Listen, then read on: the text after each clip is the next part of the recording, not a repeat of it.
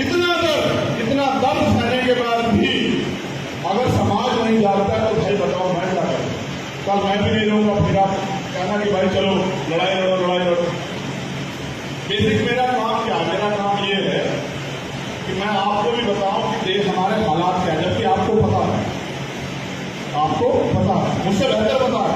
जितने साथियां बैठे हैं बहुत सारा मुझसे बेहतर पता है कि देश में संविधान की बात करते मुझे भी दिया भेंट किया, वो संविधान तलवार की नोक पे है। केंद्र की सरकार चाहती है किसी भी तरह को खत्म कर दिया जाए, और जिनको संविधान के वजह अधिकार मिले वो आराम से प्रदेश छोड़े। मैं आपसे भी ये जानना चाहता हूं कि संविधान हमारे लिए, देश के लिए लिखा गया है, क्या हमारे लोगों ने संविधान में रुचि ली, संविधान को पढ़ा, संविधान को जाना, संविधान के जरिए अधिकार मिले का प्रयोग करना सीखा? तो यहां मैं अपने आप को, अपने समाज को भेद पाता हूं, क्योंकि हम संविधान की भी पूजा करते हैं, कहते संविधान के साथ कुछ छेड़खानी तो ये करते हैं कि संविधान को पढ़ेंगे नहीं। मैं तो आपसे कहना चाहता हूं, आप पढ़ा लिखा खाता पीता समाज है, अपने बच्चों की काबिलियत पैदा करो। ये किसी भी कीमत पे आपके रास्ते सुगम नहीं करेंगे, ये आपके रास्तों में कांटे दिखाएंगे। आपको अगर कामयाबी हासिल करनी है तो आपको अपने अंदर जो है काबिलियत पैदा करनी पड़ेगी, और उनके कांटों को चीरते हुए, उखाड़ते हुए आपको आगे बढ़ना पड़ेगा, वरना वो दिन दूर नहीं कि वो गुलामी और राजतंत्र चौराहे पे है भारत के। वो दिन दूर नहीं। मेरी लड़ाई यहाँ की मुख्यमंत्री और सरकार से नहीं, मैं उनसे क्या लड़ूं? मेरी लड़ाई तो आप लोगों से, क्योंकि साहब ने कहा कि लोकतंत्र बहुमत के शासन का नाम है, जिनका वोट होगा उनका राज होगा। उन्होंने ये भी बताया कि तुम्हारा वोट 85% है, तो जिनका 85% वोट चापलूसी करता है सरकार के यहाँ जाके, जिनका 15% वोट है वो राज करते हैं। देखो कमाल की बात है। सामंतियों ने कहा कि भाई आने मत देना चंद्रशेखर को, वरना जिनमें यहाँ हजारों साल से जिनको गुलाम बना के, मैं बताता हूँ कारण क्या है। सामंतियों ने कहा मुख्यमंत्री को कि जिनको हजारों साल से यहाँ घोड़े नहीं चढ़ने देते, अच्छे कपड़े नहीं पहनने देते, जूते चप्पल पहन के अपने घर के आगे से नहीं निकलने देते, जिनकी बहन बेटियों का बलात्कार हत्याएं करते हैं और कोई कार्रवाई नहीं होती, अगर वो यहाँ आएगा उनके बीच में आके अपनी बात रखेगा, अगर 2-4-10 लोग जाके विद्रोह खड़ा हो जाएगा, कौन भी बता जाएगी, हमारी गुलामी खत्म हो जाएगी, इसलिए उसको आने मत दो, हम तुम्हारे साथ। तो मैं ये कहता हूं कि लगाओ पूरे जोर, और अगर इससे भी काम न करे तो छुड़वा गोलियां, तुम्हारी गोलियां कम पड़ जाएगी। लेकिन अब ये गुलामी और सामंतशाही, इसकी जड़ जो है राजस्थान से हम लोग काट के तो मेरा तो मानना है, माने घर पे कुत्ता भी पाल रखा था, अगर कुत्ते के आगे से भी 2-4 बार खाना पीस लोगे वो भी आपको भोंकने लग जाएगा, काट जाएगा। लेकिन इतनी बार अपमानित हो गए भी फिर भी आप कुछ लोग बने हुए। अगर ये अच्छी सरकारें हैं तो आपके लोगों के साथ अन्याय क्यों हो रहा है बताओ? और अगर ये अच्छी नहीं है तो आप अपने पैरों पर क्यों नहीं फंसना चाहते? देखो, अपने निजी स्वार्थ के लिए उनके पैर पकड़ने बंद करो। साहब कहते थे नौकर नौकर होता है, चाहे छोटा हो चाहे बड़ा हो। इसलिए मैंने नौकरी करना छोड़ दिया और मालिक बनने के लिए मैं पूरे देश में घूमता रहता हूँ कि हमें अपने समाज के अंदर मालिक वाली सोच पैदा करनी है। नौकर का काम होता है मालिक के आदेश को मानना, और मालिक का काम होता है नौकर को उससे काम करवाना। अब आपको ये तय करना है, पढ़ लिख करके अगर आप नौकरी बनना चाहते हो तो बेटा कर सकता हूँ। मेरा राजस्थान से उतना ही प्यार है जितना उत्तर प्रदेश से, जितना मध्य प्रदेश से, उड़ीसा से, छत्तीसगढ़ में पूरे देश में जाता हूँ। मैं आपको ईमानदार से कह रहा हूँ कि आज भी हमारे लोगों के तन पे कपड़े नहीं है, खाने को रोटी नहीं है। जब बिहार में बाढ़ आती है तो गांव देहात में कौन लोग रहते हैं बताने की जरूरत नहीं है, और जब बाढ़ आती है तो वो लोग, सरकार सुविधा नहीं करती है, वो लोग कहाँ जाते हैं? सड़क पे। सड़क के बराबर में एक चक्रोड होती है, मिट्टी वाला एरिया, जहाँ हम लोग गाड़ी पार करते हैं। उन क्षेत्रों में आके वो अपना वो पल्ली बार के बैठ जाते हैं, रहने लग जाते हैं। कड़वी बातें सुनो, तुम्हें जागे तुम्हारा मैं जोर तुम्हें ले रहा हूँ कि तुम लोग जागो यार। सच इसलिए बता रहा हूँ कि आप राजस्थान से निकल के गए हो, लेकिन सच ये है कि जानो तुम लोग कहाँ हो, तुम में मैं भी। तो वो उस पर रहते हैं सड़क के किनारे 3 महीने, उनका पशु भी वही रहता है, उनकी बड़ी जवान बच्ची भी वही रहती है, उनका बेटा भी रहता है, उनकी पत्नी भी रहती है, वो बुजुर्ग भी वही रहता है। जब गाय पेशाब करती है पानी में तो पेशाब उनके मुंह में पड़ता है। लेकिन क्या करें, मजबूर, आप तो मजबूर नहीं। फिर साहब तो बहुत कड़वी बात कहते थे, मैं तो उसको कह भी नहीं पा रहा हूं, लेकिन सच ये है कि हमारी बहन बेटियों का शरीर देखने के लिए वहां जाने वाली गाड़ी है, जो गाड़ियां मौजूद में बैठे ड्राइवर जो है वो एक्सीलेटर में मजबूती से पैर रखते हैं कि इनकी बहन बेटियों का शरीर देखा जाए, तब भी आपको कोई तकलीफ नहीं होती। आप बात मारूफों की करने के लिए बैठे, तो मैं अगर मैंने कुछ कड़वा बोला तो आप अपने दिल में नोटिस करें, मैंने जो कुछ बोला सबको बोला, मैं कुछ आपको झूठ नहीं है। लेकिन अगर आज़ादी के 75 साल बाद भी, संविधान के 72 साल बाद भी अगर हमें जानवरी जीवन जीना पड़े और जानवरों से पूरी हमारी हालात हो, तो समाज को अपने ऊपर सोचना चाहिए। मैं आखिरी बात कह के अपनी वाणी को विराम दूंगा। बात है 1949, बाबा साहब अम्बेडकर गए थे लखनऊ, एक सभा थी SC/ST OBC के लोगों की, और बाबा साहब से उन्होंने एक टॉपिक दिया कि इसमें अपनी बात रखो, बाबा साहब आपका क्या विचार है, पिछड़ों और दलित आदिवासियों में राजनीतिक संबंध कैसे बने, राजनीति वो कैसे करें, इसके अपने विचार। तो बाबा साहब ने जो बात वहां रखी, मैं वही बात आपसे कह रहा हूं। बाबा साहब ने कहा कि भारत में जाति व्यवस्था बना के ऊंच नीच की खाई बनाई गई है कि वो उससे छोटा वो उससे बड़ा। तो पिछड़े आदिवासी दलित लोगों में भी जातियों के का वर्चस्व हावी हो गया है। वो जानते हैं कि उनका दुश्मन कौन, और वो इस बात पर चिल्लाते भी रहते हैं, लेकिन फिर भी सामाजिक असमानता के कारण वो आपस में मिलकर राजनीति नहीं करते हैं, एक दूसरे का साथ नहीं देते हैं राजनीतिक सत्ता पाने के लिए। बाबा साहब कहते हैं मैं ये भी नहीं चाहता कि वो रोटी बेटी का रिश्ता करें, मैं ये भी नहीं चाहता कि वो एक थाली में खाए, लेकिन लोकतंत्र में 51% सहमति होना जरूरी है। 49% मुद्दों पर उनकी सहमति ना हो, लेकिन अगर 51% मुद्दों पर सहमति करके मिलजुल के राजनीति कर रहे हैं, या तो अगर SC/ST OBC के लोग मिल जाए, अपने मुद्दे लेकर आगे बैठ जाए टेबल पे, बात करें कि भाई ये मेरा ये मेरा ये मेरा ये मेरा मामला ये होना चाहिए, और वो अपनी राजनीतिक ताकत बनाने का काम करे, तो बताओ कि जब राजनीतिक शक्ति आपके हाथ में होगी तो बताओ फिर ये अन्याय अत्याचार आपके लोगों के साथ होगा। जब DNSS आप अपॉइंट करोगे, CO आप अपॉइंट करोगे, और उनकी हिम्मत होगी कि वो सामंतवादियों के आगे आपके बच्चों को पढ़ने के लिए छोड़ देंगे। तो इसलिए साहब ने कहा कि जो शासक होता है उनकी बहन बेटियों के साथ रेप हत्या नहीं होती, उनके घर नहीं लूटे जाते, उनकी जमीन नहीं छीनी जाती, उनकी मूछें नहीं काटे जाती। इसलिए मैं अपने समाज को हुक्मरान बनाने के लिए लिख रहा हूं।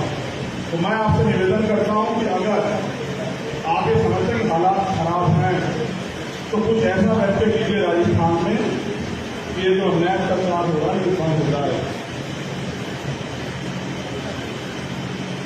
जो लोग खाने कमाने के लिए राजनीति कर रहे हैं या सर्वे काटने के लिए कर रहे हैं, उनसे सावधान होकर अपनी ताकत बनाने का काम करें।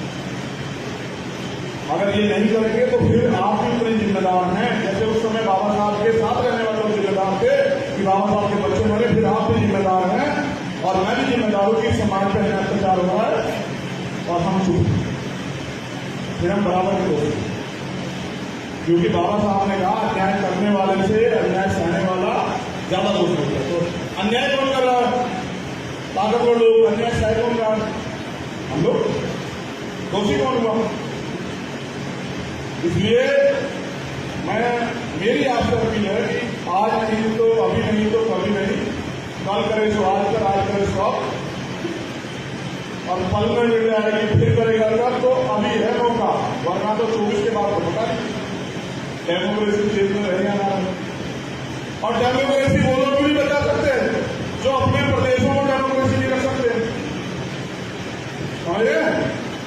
वो भी डेमोक्रेसी ऐसे निकम्मों से भी, लुटेरे से भी सावधान है, वो भी डेमोक्रेसी नहीं बता सकते। डेमोक्रेसी वही बता सकता है जो डेमोक्रेसी के असल मायने समझ जाए, और डेमोक्रेसी के असल मायने आपको समझने पड़े। धन्यवाद। जय भीम, जय भारत, जय मंडल, जय जोहर, जय संविधान, और आप सभी के लिए मंगल कामनाएं। मेरे वकील साथियों से निवेदन, जब समाज का न्याय प्रचार होता है वो बहुत उम्मीद से देखता है आपके तरफ, एक बार उनकी उम्मीदों में खड़ा होकर देखिए समाज बहुत जब विश्वास करता है अपनी जान भी उठाने के लिए तैयार रहता है, लेकिन बहुत थमा गया तो जल्दी से विश्वास नहीं करता। उसको कमाने के लिए बहुत मेहनत करनी पड़ती। आपसे मेरा अनुरोध है, अगर बाबा साहब को मानना है ना, बाबा साहब के विचारों पर चलना, तो उनको पढ़ने की बहुत जरूरत है। एक बार उनको पढ़ के दर्द को समझिए, फिर आपको चंद्रशेखर की जरूरत नहीं पड़ेगी। बहुत बहुत धन्यवाद। जय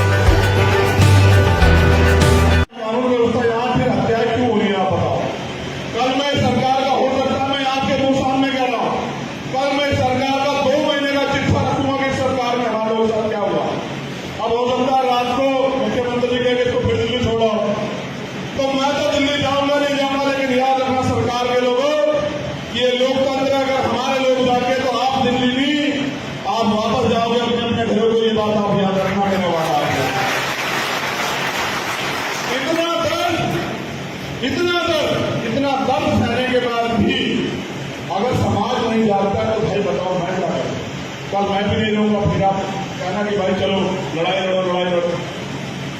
बेसिक मेरा काम क्या है? मेरा काम ये है कि मैं आपको भी बताऊं कि देश हमारे हालात क्या है, जबकि आपको पता है, मुझसे बेहतर पता है। जितने साथियों बैठे बहुत सारा मुझसे बेहतर पता है कि देश में संविधान की बात करते मुझे भी दिया भेंट किया, वो संविधान तलवार की नोक पे है।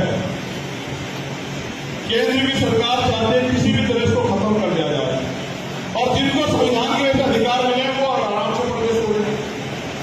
मैं आपसे भी ये जानना चाहता हूं कि कि संविधान हमारे लिए, देश के लिए लिखा गया है। क्या हमारे लोगों ने संविधान में रुचि ली, संविधान को पढ़ा, संविधान को जाना, संविधान के जरिए अधिकार मिले का प्रयोग करना सीखा? तो यहाँ मैं अपने आप को, अपने समाज को भेद पाता हूँ, क्योंकि हम संविधान की भी पूजा ही करते हैं, कहते संविधान के साथ कुछ छेड़खानी हो तो ये करते हैं, संविधान को पढ़ेंगे नहीं। मैं तो आपसे कहना चाहता हूँ, आप पढ़ा लिखा खाता पीता समाज है, अपने बच्चों में काबिलियत पैदा करो। ये किसी भी कीमत पे आपके रास्ते सुगम नहीं करेंगे, ये आपके रास्तों में कांटे दिखाएंगे। आपको अगर कामयाबी हासिल करनी है तो आपको अपने अंदर जो है काबिलियत पैदा करनी पड़ेगी और उनके कांटों को चीरते हुए, उखाड़ते हुए आपको आगे बढ़ना पड़ेगा, वरना वो दिन दूर नहीं कि वो गुलामी और राजतंत्र चौराहे पे है भारत के। वो दिन दूर नहीं। मेरी लड़ाई यहाँ की मुख्यमंत्री और सरकार से नहीं, मैं उनसे क्या लड़ूं, मेरी लड़ाई तो आप लोगों से है। क्योंकि साहब ने कहा कि लोकतंत्र बहुमत के शासन का नाम है, जिनका वोट होगा उनका राज होगा। उन्होंने ये भी बताया कि तुम्हारा वोट 85% है, तो जिनका 85% वोट वो चापलूसी करता है सरकार के यहाँ जाके, जिनका 15% वोट है वो राज करते हैं। देखो कमाल की बात है। सामंतियों ने कहा कि भाई आने मत देना चंद्रशेखर को, वरना जिनका मन यहाँ हजारों साल से इनको गुलाम बना के। मैं बताता हूँ कारण क्या है। सामंतियों ने कहा मुख्यमंत्री को कि जिनको हजारों साल से यहाँ घोड़े नहीं चढ़ने देते, अच्छे कपड़े नहीं पहनने देते, जूते चप्पल पहन के अपने घर के आगे से नहीं निकलने देते, जिनकी बहन बेटियों का बलात्कार हत्याएं करते हैं और कोई कार्रवाई नहीं होती, अगर वो आएगा उनके बीच में आके अपनी बात रखेगा, अगर 2-4-10 लोग जाके विद्रोह खड़ा हो जाएगा, क्रांति पैदा हो जाएगी, हमारी गुलामी खत्म हो जाएगी, इसलिए उसको आने मत दो, हम तुम्हारे साथ। तो मैं ये कहता हूं कि लगाओ पूरे जोर, और अगर इससे भी काम न करे तो छुड़वा गोलियां, तुम्हारी गोलियां कम पड़ जाएगी। लेकिन अब ये गुलामी और सामंतशाही, इसकी जड़ जो है राजस्थान से हम लोग काटते रहेंगे। तो मेरा तो मानना है, माने घर में कुत्ता भी पाल रखा था, अगर कुत्ते के आगे से भी 2-4 बार खाना पी लोगे वो भी आपको भोंकने लग जाएगा, खाना पीता है। लेकिन इतनी बार अपमानित होकर भी फिर भी आप कुछ लोग बने हुए। अगर ये अच्छी सरकारें हैं तो आपके लोगों के साथ अन्याय क्यों हो रहा है बताओ? और अगर ये अच्छी नहीं है तो आप अपने पैरों पर क्यों नहीं बनाना चाहते? देखो, अपने निजी स्वार्थ के लिए उनके पैर पकड़ने बंद करो। साहब कहते थे नौकर नौकर होता है, चाहे छोटा हो चाहे बड़ा। इसलिए मैंने नौकरी करना छोड़ दिया और मालिक बनने के लिए मैं पूरे देश में घूमता रहता हूँ कि हमें अपने समाज के अंदर मालिक वाली सोच पैदा करनी है। नौकर का काम होता है मालिक के आदेश को मानना, और मालिक का काम होता है नौकर को उससे काम करवाना। अब आपको ये तय करना है, पढ़ लिख करके अगर आप नौकरी करना चाहते हो तो फिर घंटा कर सकता हूँ। मेरा राजस्थान से उतना ही प्यार है जितना उत्तर प्रदेश से, जितना मध्य प्रदेश से, उड़ीसा से, छत्तीसगढ़ में पूरे देश में जाता हूँ।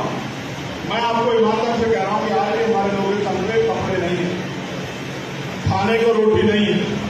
जब बिहार में बाढ़ आती है तो गांव देहात में कौन लोग रहते हैं बताने की जरूरत नहीं है। और जब बाढ़ आती है तो वो लोग, सरकार सुविधा नहीं करती है, वो लोग कहाँ जाते हैं? सड़क पे।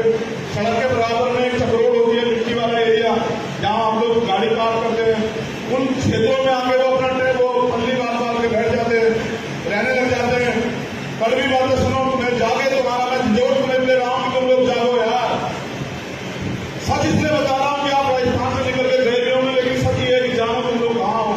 तुम में मैं भी, तो वो उस पर रहते हैं सड़क के किनारे 3 महीने। उनका पशु भी वही रहता है, उनकी बड़ी जवान बच्ची भी वही रहती है, उनका बेटा भी रहता है, उनकी पत्नी भी रहती है, वो बुजुर्ग भी वही रहता है। जब गाय पेशाब करती है पानी के, वो पेशाब उनके मुंह में पड़ता है। लेकिन क्या करें, मजबूर। आप तो मजबूर नहीं। फिर साहब तो बहुत कड़वी बात कहते थे, मैं तो उसको कह भी नहीं पा रहा हूं। लेकिन सच ये है कि हमारी बहन बेटियों का शरीर देखने के लिए वहां जाने वाली गाड़ियां, जो गाड़ियां मौजूद में बैठे ड्राइवर जो है वो एक्सीलेटर में मजबूती से पैर रखते हैं कि इनकी बहन बेटियों का शरीर देखा जाए, तब भी आपको कोई तकलीफ नहीं होती। आप बात मामूलों की करने के लिए बैठे। तो मैं, अगर मैंने कुछ कड़वा बोला तो आप अपने दिल में नोटिस करें, मैंने जो कुछ बोला सबको बोला, मैं कुछ आपको झूठ नहीं कहता। लेकिन अगर आज़ादी के 75 साल बाद भी, संविधान के 72 साल बाद भी अगर हमें जानवरी जीवन जीना पड़े और जानवरों से जुड़ी हमारी हालातों को समाज को अपने ऊपर सोचना चाहिए। मैं आखिरी बात कह के अपनी वाणी को विराम दूंगा। बात है 1949 बाबा साहब अम्बेडकर गए थे लखनऊ, एक सभा थी SC ST OBC के लोगों रखे और बाबा साहब से उन्होंने एक टॉपिक दिया कि इस पर अपनी बात रखो। बाबा साहब आपका क्या विचार, पिछड़ों और दलितों आदिवासियों में राजनीतिक संबंध कैसे बने, राजनीति वो कैसे करें, इसके अपने विचार। तो बाबा साहब ने जो बात वहां रखी, मैं वही बात आपसे कह रहा हूं। बाबा साहब ने कहा कि भारत में जाति व्यवस्था बना के ऊंच नीच की खाई बनाई गई है कि वो उससे छोटा है वो उससे बड़ा। तो पिछड़े आदिवासी दलित लोगों में भी जातियों के का वर्चस्व हावी हो गया है। वो ये जानते हैं कि उनका दुश्मन कौन, और वो इस बात पर चिल्लाते भी रहते हैं, लेकिन फिर भी सामाजिक असमानता के कारण वो आपस में मिलकर राजनीति नहीं करते हैं, एक दूसरे का साथ नहीं देते हैं राजनीतिक सत्ता पाने के लिए। बाबा साहब कहते हैं मैं ये भी नहीं चाहता कि वो रोटी बेटी का रिश्ता करें, मैं ये भी नहीं चाहता कि वो एक थाली में खाए, लेकिन लोकतंत्र में 51% सहमति होना जरूरी है। 49% मुद्दों पर उनकी सहमति ना हो, लेकिन अगर 51% मुद्दों पर सहमति करके मिलजुल के राजनीति कर रहे हैं, यहाँ तो अगर SC ST OBC के लोग मिल जाए, अपने मुद्दे लेके आके बैठ जाए टेबल पे, बात करें कि भाई ये मेरा मामला ये होना चाहिए, और वो अपनी राजनीतिक ताकत बनाने का काम करे, तो बताओ कि जब राजनीतिक शक्ति आपके हाथ में होगी तो बताओ फिर ये अन्याय अत्याचार आपके लोगों के साथ होगा। जब DNSS पे आप अपॉइंट करोगे, CO आप अपॉइंट करोगे, और उनकी हिम्मत होगी कि वो सामंतवादियों के आगे आपके बच्चों को पढ़ने के लिए छोड़ देंगे। तो इसलिए साहब ने कहा कि जो शासक होता है उनकी बहन बेटियों के साथ रेप हत्या नहीं होती, उनके घर नहीं लूटे जाते, उनकी जमीन नहीं छीनी जाती, उनकी मूछें नहीं काटे जाती। इसलिए मैं अपने समाज को हुक्मरान बनाने के लिए लिख रहा हूं। तो मैं आपसे निवेदन करता हूं कि अगर आप ये समझते हैं कि हालात खराब हैं, तो कुछ ऐसा बैठे कीजिए राजस्थान में कि ये जो अन्याय अत्याचार हो रहा है ये बंद हो रहा है। जो लोग खाने कमाने के लिए राजनीति कर रहे हैं या सर्वे चाटने के लिए कर रहे हैं, उनसे सावधान होकर अपनी ताकत बनाने का काम करें। अगर ये नहीं करेंगे तो फिर आप भी उतने जिम्मेदार हैं, जैसे उस समय बाबा साहब के साथ रहने वाले लोग जिम्मेदार थे कि बाबा साहब के बच्चे मरे, फिर आप भी जिम्मेदार हैं और मैं भी जिम्मेदार हूं कि समाज पर अत्याचार हुआ है और हम चुप, फिर हम बराबर हो, क्योंकि बाबा साहब ने कहा अन्याय करने वाले से अन्याय सहने वाला ज्यादा दोष होता है। तो अन्याय कौन कर रहा है? ताकतवर लोग। अन्याय सह कौन रहा है? हम लोग। दोषी कौन हुआ? इसलिए मेरी आपसे अपील है कि आज नहीं तो अभी नहीं तो कभी नहीं, कल करे सो आज कर, आज करे सो अब, और पल में मिल रहा है कि फिर करेगा तो अभी है मौका, वरना तो 24 के बाद होता है। डेमोक्रेसी देश में रहेगा ना, और डेमोक्रेसी वो लोग भी नहीं बचा सकते जो अपने प्रदेशों में डेमोक्रेसी नहीं रख सकते, समझे? वो भी डेमोक्रेसी ऐसे निकम्मों से भी, लुटेरे से भी सावधान है, वो भी डेमोक्रेसी नहीं बचा सकते। डेमोक्रेसी वही बचा सकता है जो डेमोक्रेसी के असल मायने समझ जाए, और डेमोक्रेसी के असल मायने आपको समझने पड़े। धन्यवाद। जय भीम, जय भारत, जय मंडल, जय जोहर, जय संविधान, और आप सभी के लिए मंगल कामनाएं। मेरे वकील साथियों से निवेदन, जब समाज का न्याय प्रचार होता है वो बहुत उम्मीद से देखता है आपकी तरफ, एक बार उनकी उम्मीदों में खड़ा होकर देखिए। समाज बहुत विश्वास करता है, जब विश्वास करता है अपनी जान भी उठाने के लिए तैयार रहता है, लेकिन बहुत ठगा गया है तो जल्दी से विश्वास नहीं करता, उसको कमाने के लिए बहुत मेहनत करनी पड़ती। आपसे मेरा अनुरोध, अगर बाबा साहब को मानना है ना, बाबा साहब के विचारों पर चलना, तो उनको पढ़ने की बहुत जरूरत है। एक बार उनको पढ़ने के दर्द को समझिए, फिर आपको चंद्रशेखर की जरूरत नहीं पड़ेगी। बहुत बहुत धन्यवाद।